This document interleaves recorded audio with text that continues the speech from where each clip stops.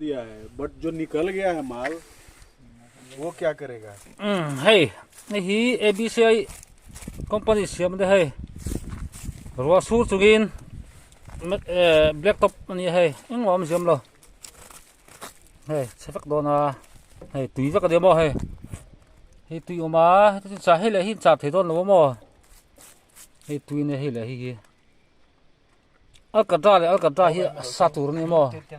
cho nên cái chúng nó tụt thao mà Su cha the lo khote lok, lo video lok. chúng nó tụt thao mà được không?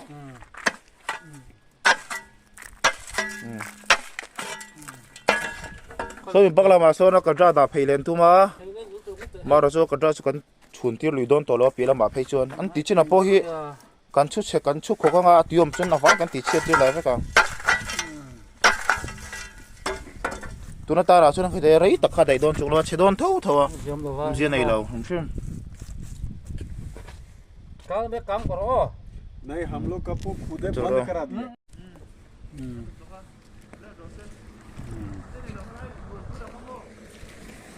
Hey thì hiện bắn rất có mò bắn là thì hiện tùy hey tùy rất là nhiều số tùy rất là hey cái hi bắt đầu chào cái nón đồ đó hey cụ ta biết thế là không giống đâu số bằng chuan luồn tiêu là con mày vẫn tan chuan mò rồi má chuan luồn là vắng hey ngay năm đâu hey tùy rất là nhiều hey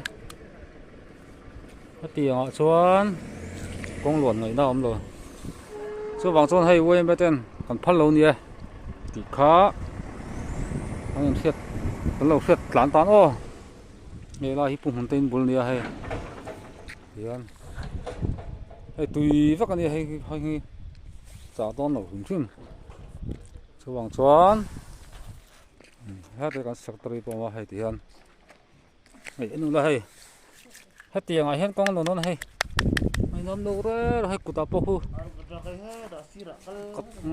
em mong giống đồ số anh hay còn bốc mắc đòn